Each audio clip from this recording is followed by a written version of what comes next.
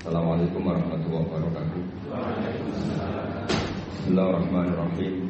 Alhamdulillahirabbil alamin wassalatu wassalamu ala asyrofil mursalin sayyidina Maulana Muhammadin wa ala alihi wasallam. Nama padu Bapak Rektor dan semua teman-teman PWI yang saya hormati. Di sini kita akan mengkaji faslun fil musaraqah ila nusfi fid dima. Bab seharusnya ngambil sikap cepat, musaraqah itu ngambil sikap cepat untuk menyelamatkan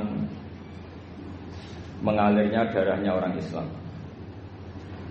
Di sini Imam Izzuddin Abi Salam mengambil ayat wajah rajulun min aqsal Madinah yas'a qala ya Musa innal mala ya'tamiruna bika liyaqtuluka fakhrus inni laka minan nasihin. Beliau memberi penjelasan wa kadzalika al-musara'atu fi amrin diniyyin yuqafu fautu. Jadi begini ya, kalau dalam fikih Islam misalnya ini ada di beberapa literatur fikih, di semua fikih, baik mazhab Syafi'i, Hanafi, Hambali, di semua kitab fikih.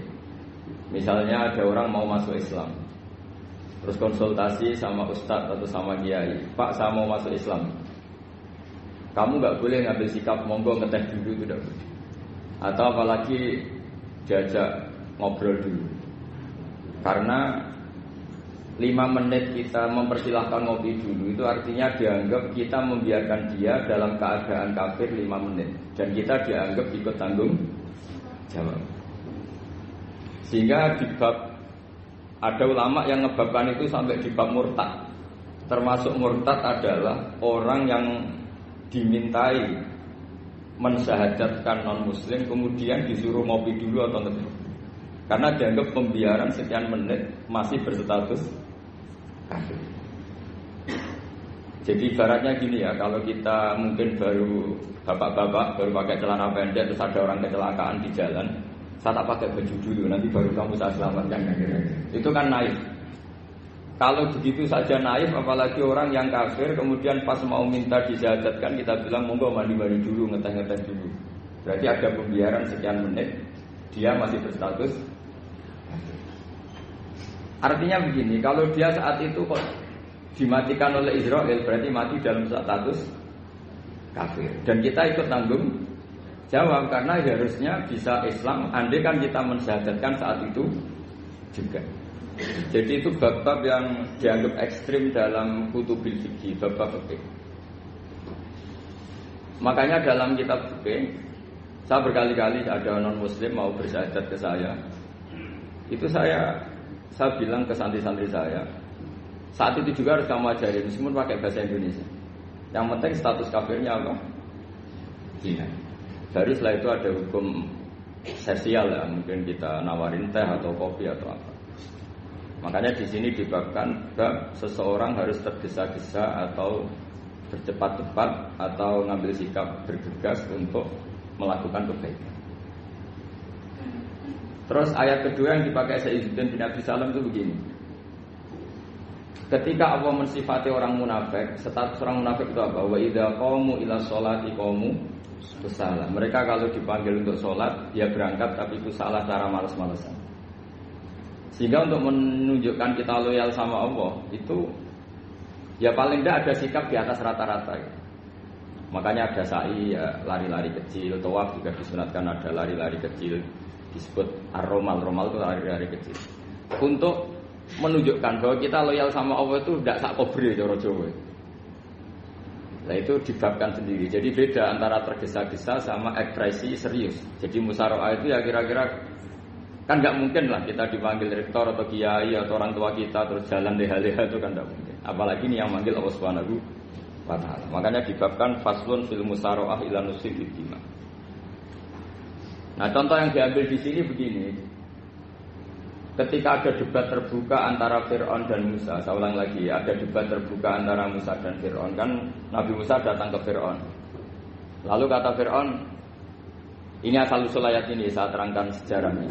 Kata Fir'aun, lalu kalau kamu tidak nuhankan saya, Tuhan kamu siapa? Terus kata Musa, Rabbus samawati wal ardi, yang nuhani langit dan bumi.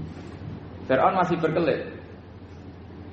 Kalau Tuhan di bumi, setahu saya kemana-mana yang dituhankan saya, kata Fir'aun. Ma'alim tulakum min ilahin wairi. Terus Nabi Musa masih ngendikan, ya sudah Tuhan yang nuhani langit. Terus Fir'aun manggil Haman. Haman itu arsitekturnya Fir'aun. Ya Haman ibnili sorhal ali abduhul asbab samawati at-taliya ila ilahi Musa. Haman bangunkan kami piramida yang tinggi. Saya ingin melihat Tuhannya Musa.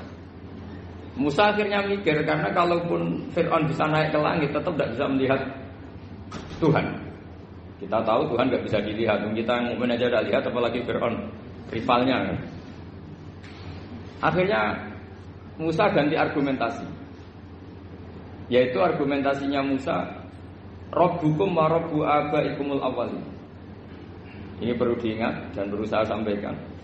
Yang nuhani kamu dan yang menuhani leluhur kamu. Itu sangat memukul Fir'aun. Karena logikanya kalau Fir'aun itu Tuhan, berarti babahnya dulu tanpa Tuhan. Ini ada Tuhan terlambat. Jadi kalau Fir'aun Tuhan, berarti mbahnya tanpa Tuhan. Karena zaman era mbahnya belum ada Tuhan. Karena perdebatan itu banyak punggawa Fir'aun yang mukmin. Wah, ini Fir'aun nggak bener ini.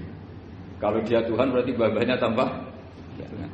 Karena kalau iman itu akan diadili, akan dieksekusi, maka orang ini berstatus rajulun mukminum min ali fir'aun yaktumu imanah. Maka di Quran diterangkan wa qala rajulun mukminum min ali fir'aun yaktumu imanah. Ada seseorang yang iman tapi menyembunyikan iman.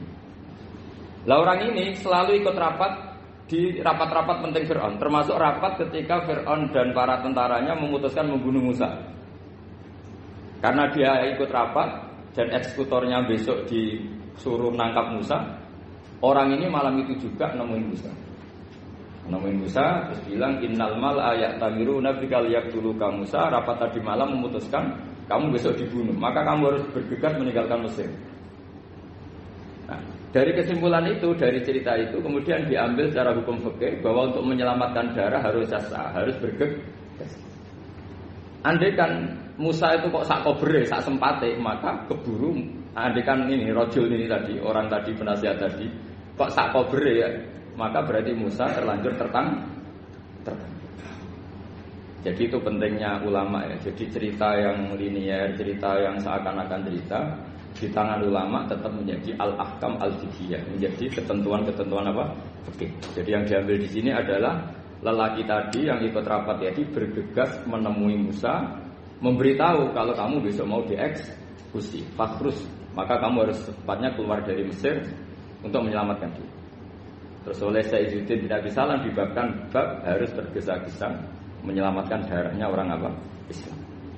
Jadi ini penting saya sampaikan. Jadi al-qasas ya, semua cerita di Quran itu tidak sebagai cerita, karena Quran tidak ingin melahirkan pendongeng, tapi harus menjadi ibrah, menjadi teladan. Jadi makanya terus di kitab-kitab ulumul Quran diterangkan al-qasas ya, beberapa cerita di Quran adalah semuanya menjadi ketentuan fikih. Saya ulang lagi ya, semua cerita yang ada di Quran itu menjadi ketentuan fikih, meskipun alurnya apa? Cerita. Kayak tadi kan alurnya cerita bahwa lelaki ini bergegas nemui Musa supaya Musa cepat keluar dari Mesir. Terus dibabkan babul musaroah ila musyidik